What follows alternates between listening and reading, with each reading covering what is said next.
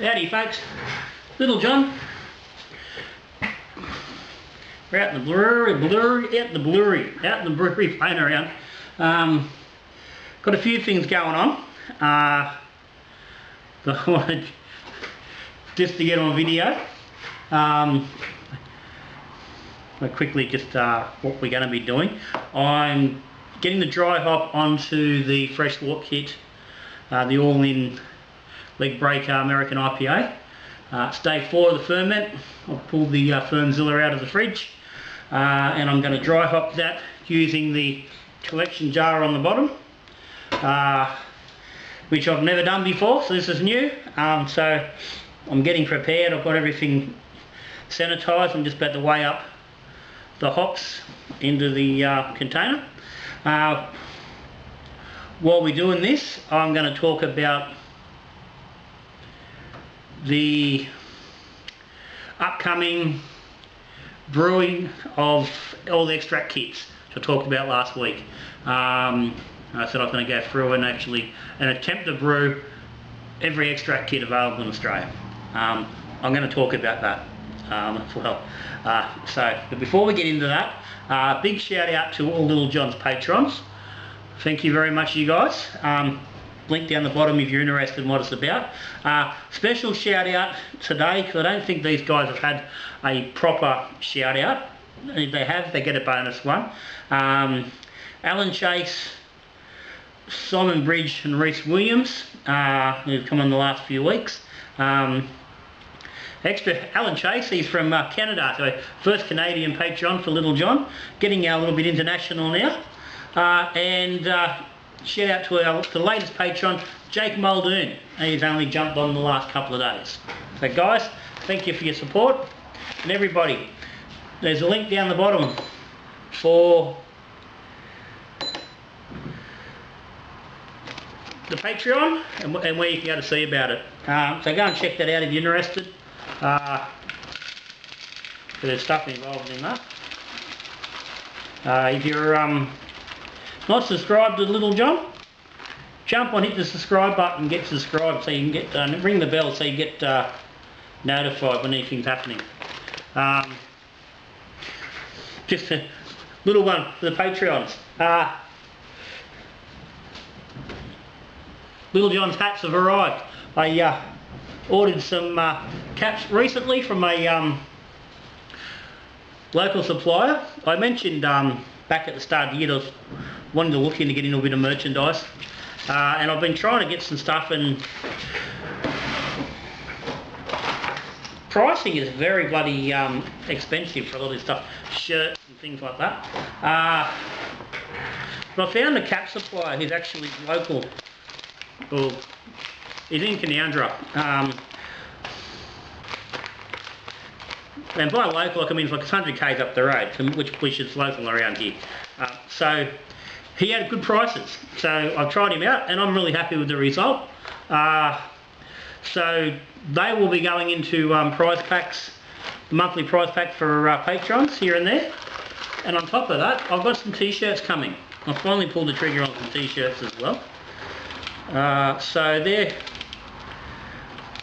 in the mail as we speak. So they'll be joining hats on the list of potential items to go into Patreon draws at the end of the month. Okay, so I've got me hops here for this dry hop. Now, Citra and Centennial. On the box it recommends 50 grams of each.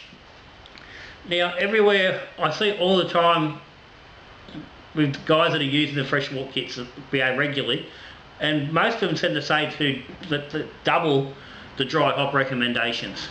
Now,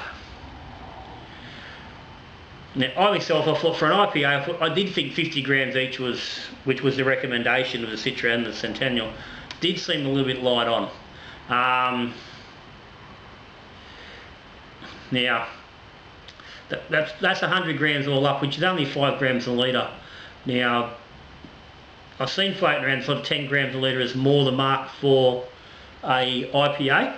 But I don't want to push it too hard, so I've gone halfway, gone 75 grams of each. So I've got 150 grams of my hops here. Now let's get this fella out of the way for now. Leave the gas bottle.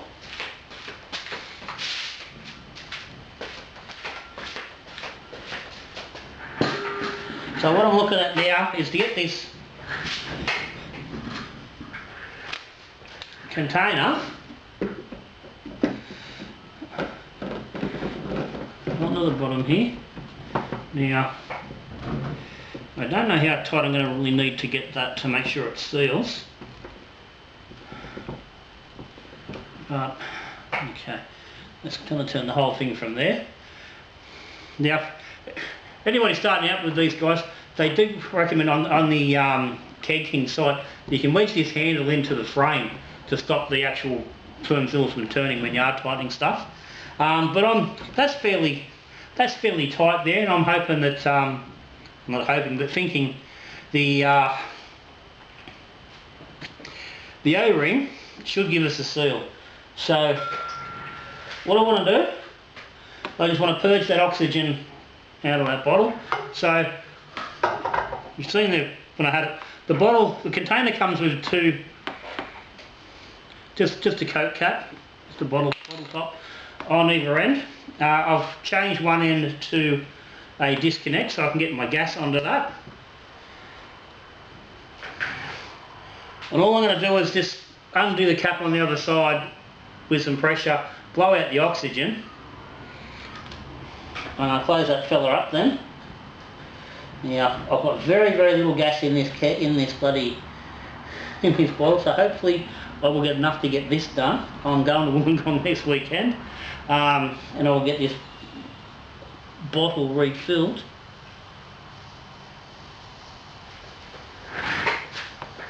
Okay, we've got... Okay, so leak on that end. Okay, when I squidge it up, that stops it. So that's all good. So I just want to let that bleed a little bit, just to let the oxygen out. Sounds like a bloody blowtorch, but there's very little pressure on that at the moment. So we'll get the lid back on. I'm hoping I've got rid of the oxygen from there. There's still action, there's still activity, so there's a little bit extra there. It's not going to really hurt. But what I want to do now is I want to build this pressure up in this bottle container, about the same as what's in the fermenter. Just to try to, I'm just a bit concerned when I open this valve, how much interaction there's going to be with, there's no pressure in here. So I want to just get up to a sort of similar sort of level. And whether this is necessary or not, I don't really know. I probably should have gone back and watched the kegling video on this, but now I've got about 12 psi in that collection jar. I said about 12 psi in the Fermzilla itself. So bottle out of the way.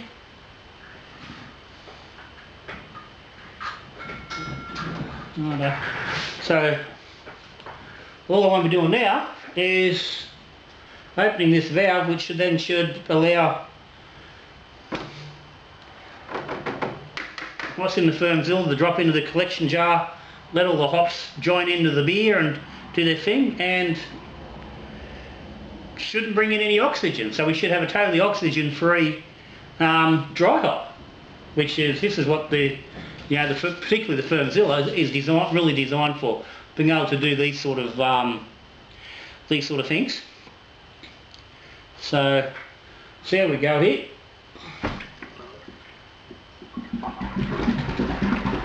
Alright, boom.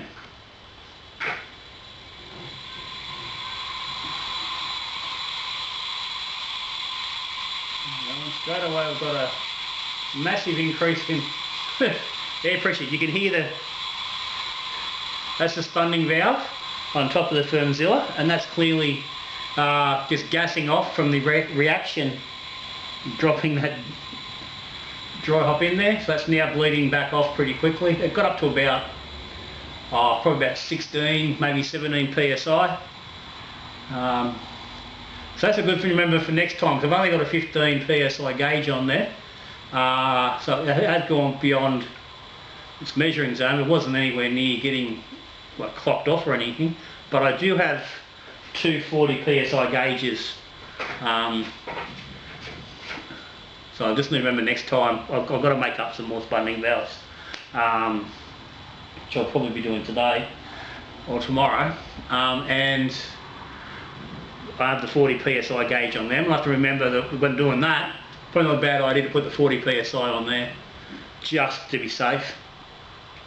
So can't really see what's happened there because this is still very, very cloudy. It's got there's a fair whack of activity still going on. So I don't know whether the hops have been forced up into the main body or if they're still down here in the bottom. I don't know, but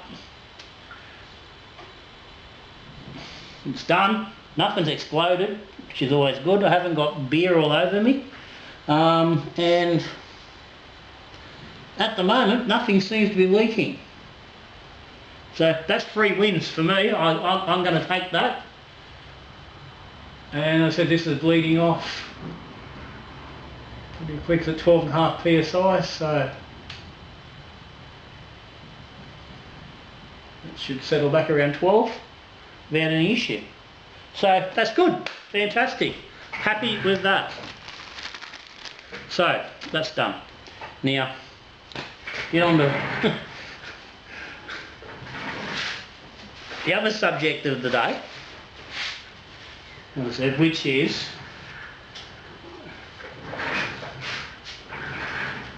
brewing these extract kits. Obviously I've been doing a lot more of those on the channel, and I decided last week I was talking about I was going to go through and brew them all. I wanted to brew every kit that's available in Australia.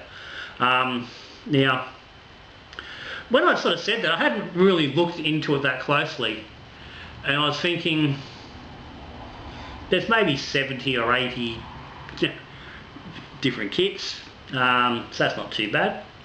But I've made an interesting discovery. I sat down yesterday morning. I was on the late shift yesterday, so I had some time in the morning. I was sitting down. I started drawing up a list of all the different kits. So I went through and I started measuring them all up. Now, what I did, what I've included in that list is a variety of stuff. Originally I was only thinking beer, and someone had commented on that original video about whether I was doing like anything like any ciders or ginger beers and stuff, which I hadn't originally planned, but I thought, well, why not? I do ciders, done lemonades, I do ginger beers on the channel. And at some stage, I suppose it's probably not a bad idea, and I'd probably like to do, more the kit versions of these sort of things. So I thought, okay, let's run with that as well. So I've gone through the list, and what I've looked at, what I've put into the list, I said it's just any standard extract kit. So we're looking at any kit where you're basically dumping into a fermenter, you're adding some fermentables, you're mixing it up, putting yeast in and fermenting. Basic extract stuff. Now, as part of that, I was going through, I'd come across some more specialised kits, but still a basic kit, and these are and quite a few different suppliers but doing them, and they're like a multi-tin kit. So you get, there might be a tin of extract and a tin of liquid malt, or two specially made cans that go together to make a kit. But it's still a basic, just dump and mix. So I'm not confining purely to kit and kilo, but I'm keeping to the stuff where you're not actually doing anything. So these kits don't have anything where you're not boiling stuff. I'll leave that to the outs. So what has been included in that is it's a few stores I come across, and like I said, this is not an extensive list at the moment. An example was Country Brewer, who have a range called Extract, and they're a bigger jar. They're a 3 kilo jar where they've been particularly made, and they're made bigger, and same thing. So you're not actually needing to add anything into that. Another one was ESB in Sydney. Who had the same. They're a 3 kilo. They're a 3 kilo tin, and they've got everything you need. I've included the ESB. I nearly didn't because they had some of those kits. They're a craft beer kit. And some of them have come with dry hops, and I think by memory from reading that they actually get supplied with a yeast as well. But still, it's a dump and mix, so I've gone with it, and I'm thinking the dry hop, because it's just the dry hop I've left it run, and that leads me to the things I've actually left out. So what I've left out is any kit that requires steeping any grain, boiling hops. I said boiling.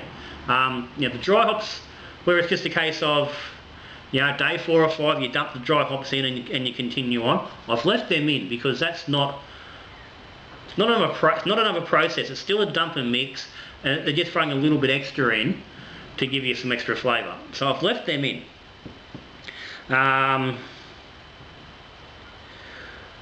I've left out. Hang on, just quickly, I've got a note here.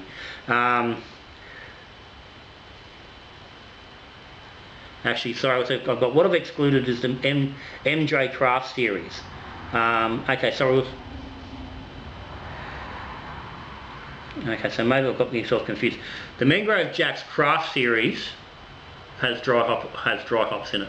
I don't know. Maybe the ESB didn't. Maybe it was only the Mangrove Jack's. Either way, it fits within that rule. Okay, so none of those beers are going to need boiling, steeping, mashing, anything like that. No extra additions. So what I've also left out any specific kits that are designed to produce a specific recipe. So nothing that makes a VB or a Great Northern or a Sierra Nevada Pale Ale, stuff like that.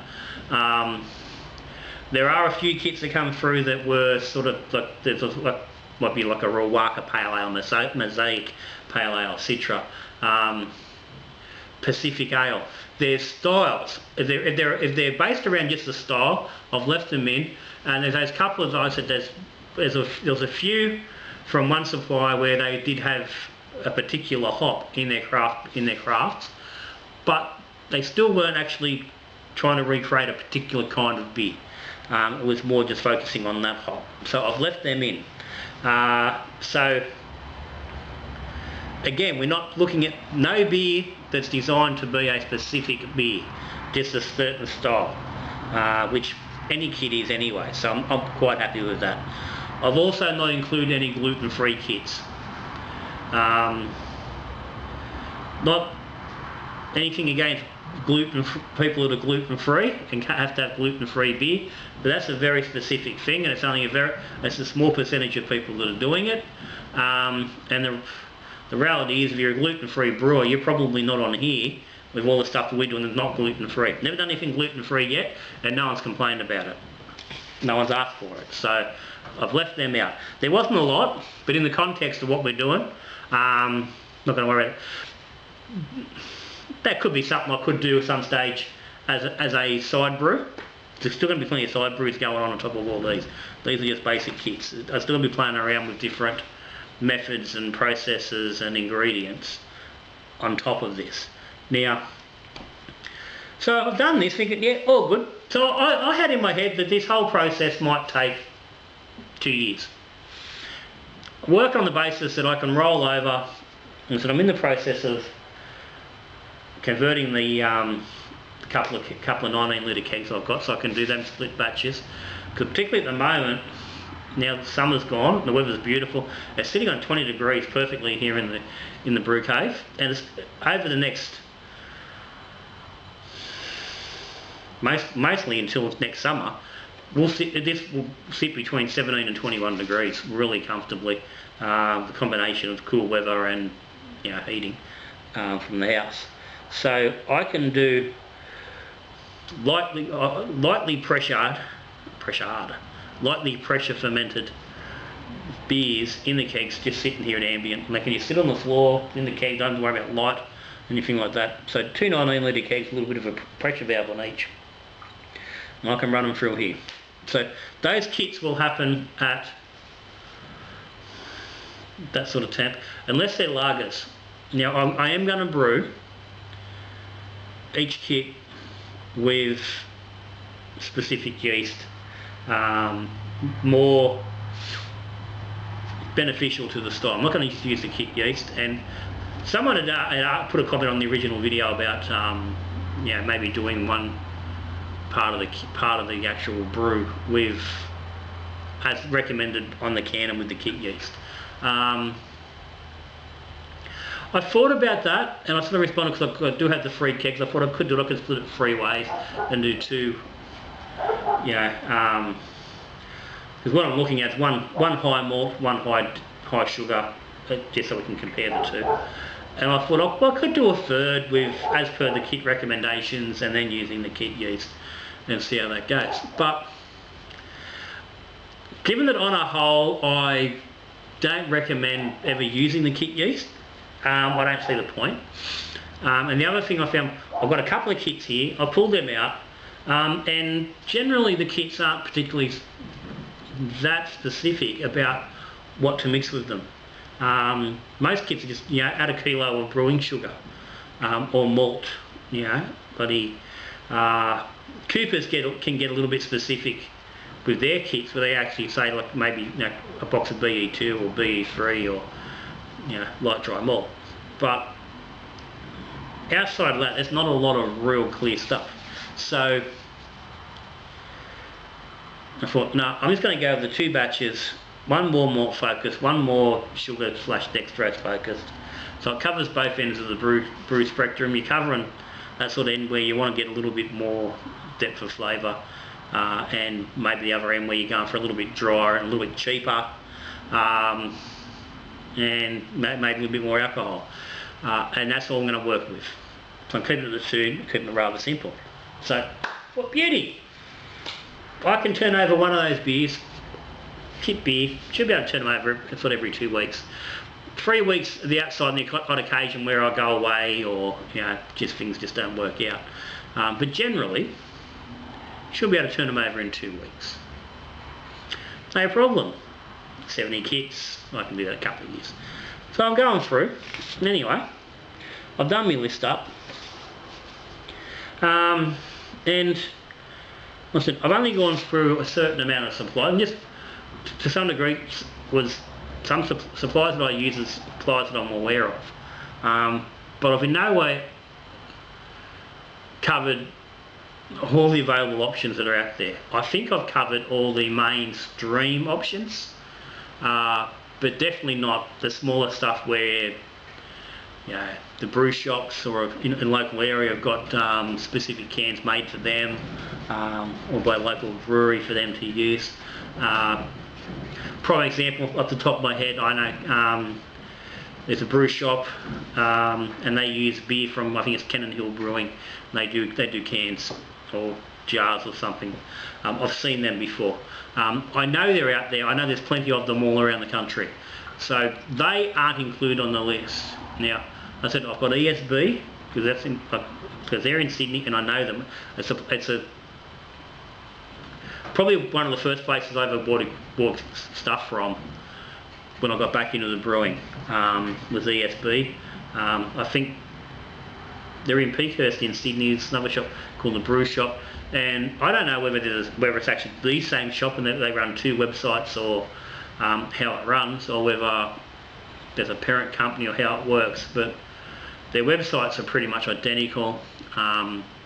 They seem to be the same, but either way, I use them and they've got a range. So, but what I've come up with I sat down for about 2 hours yesterday drawing up this bloody list, And what I've come up with, and this isn't the list, this is the numbers that I'm going to use to draw these out. There's 270 kits. So now I said that includes ciders, ginger beers, there's some seltzer in there, lemonade, stuff like sarsaparilla, Colony Wesker's included in this, and I'm like, just like, fuck, really? Now, it says it's actually only 250 actually, there's 270 numbers, because this is just the numbers going off the list. But I've done a list on a spreadsheet of all the brews. I've got the numbers. I'm going to cut these up, and then each bloody couple of weeks or so, I'll draw a couple of numbers out, work out what they're coming up, and then use those as the coming up brews. Because that was an issue. I was like, how am I going to go about picking what brews to do?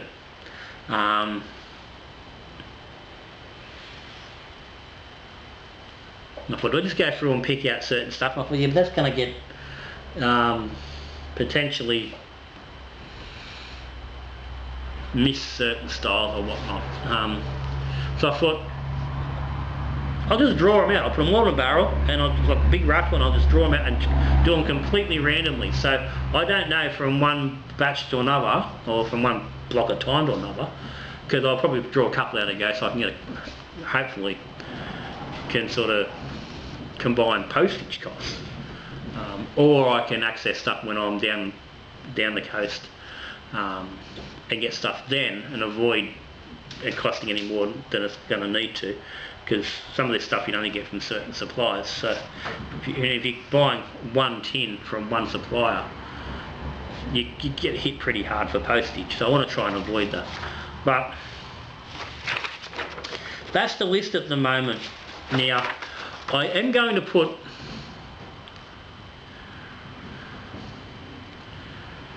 that file up on Little John's website at some point. It's not there at the moment.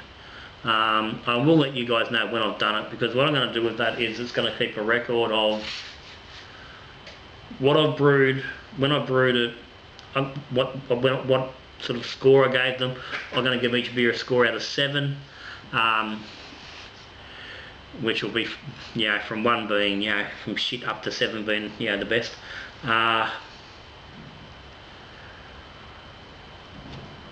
And that will keep a record then of what's happened.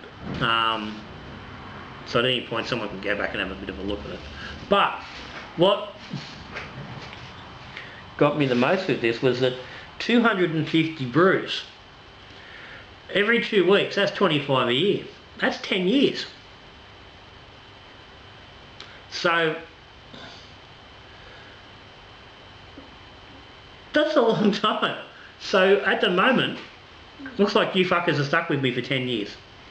Because that's realistically, and that's how, and as I said, this isn't an extensive list. There's certainly more about. That being said as well, there's a lot of, there is an amount of beers, kits on here which aren't available at the moment and may not be available going into the future. Particularly more so the Muntons brand, most of which is supplied through Kegland, but there are Muntons options through several other suppliers, only smaller amounts, but a lot of those kits are not available at the moment, and I don't know whether that's a ongoing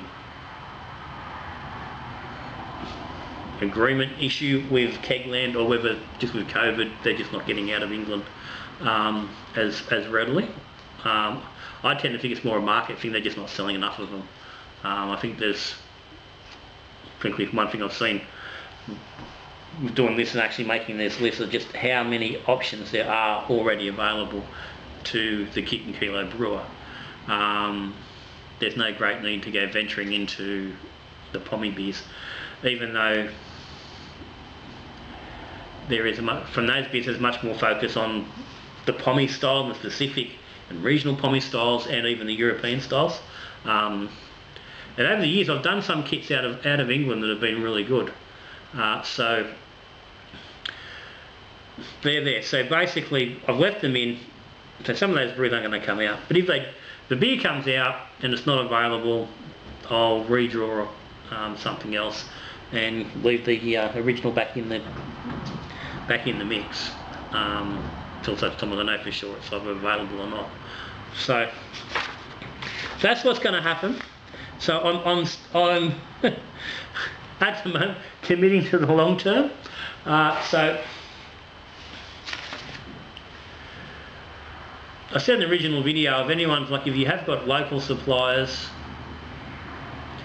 if your local brew shop has extract tins, extract packs, I said just dump and mix kits that you might like to be included in the list, let me know and I can add them in. Because like I said, I could sit down for days on end trying to go through and search all the different suppliers and checking each one and seeing who's different. And that's not easy to do. So if you're local, it's going to be far easier. So that's where we are on that. Now, I'm going to run with the Black Rock Mexican cerveza that's currently in the fridge, and I know I've done that. I've done the brew video, and I've heavily hopped that beer. But I'm going to run with that as the first beer in that series to some degree. I'm going to include it. I've included it in the numbers, and I will do a rating on that kit. But it's going to be a little bit skewed with the hops in it. But it's one beer out of many. It's a Mexican cerveza. There's a mountain of cervezas in different brands. If after I've done a few other kits, I feel that it would warrant maybe having its own one done, then we'll see about it. But I don't think it's going to be a biggie. And at the moment, I've still got some kits sitting here, which were in the run of being done. So I'm going to do them first. So the next kit that I'll be doing, which will be the first, technically it's going to be the first beer in the series, because it'll be the first one that I actually start from that tasting video, will be the Morgan Stockman's Draft. That's here, and following that will be the Black Rock Dry Lager. So I don't know. I may keep that Black Rock Dry Lager out at the moment, because that was a brew I wanted to play around with after doing it earlier. But we'll see how it goes.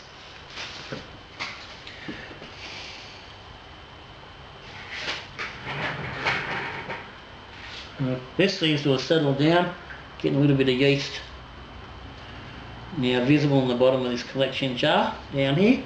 So it's pretty good. There's a fucking shitload of hops now on top of the brew, so they certainly got from there to here. There's a wax sitting on the Krausen, and obviously the Krausen drops off, they'll drop back in, but that's all good. There's still a little bit of gas gaffing off there. It's still 12.5. So, but that Krausen will drop, I'd imagine, over the next day or two. I'll probably leave this another 4 days. Then I might transfer it off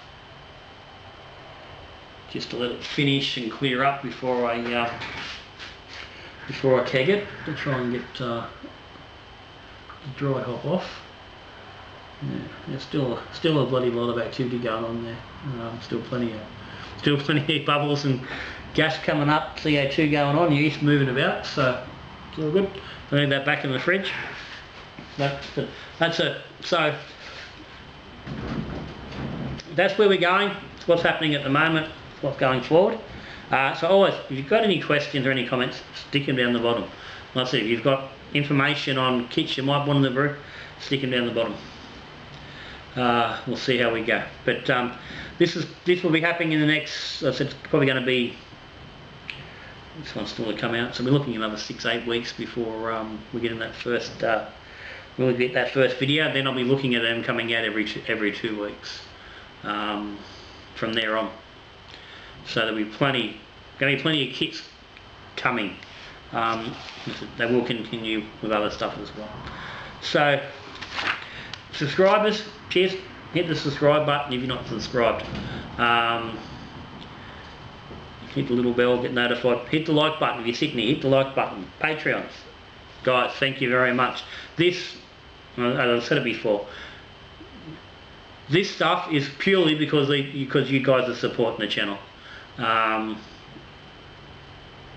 This is what I can do. This is what I'm able to do. I'm able to go out and do this. So thank you very much. Like I said, yeah, keep an eye out. Like, the website's going to get updated. It will get updated probably with the hats and the shirts too. They'll be available to buy sometime soon. But again, I'll sort of let everyone know actually when that is happening, when it's available.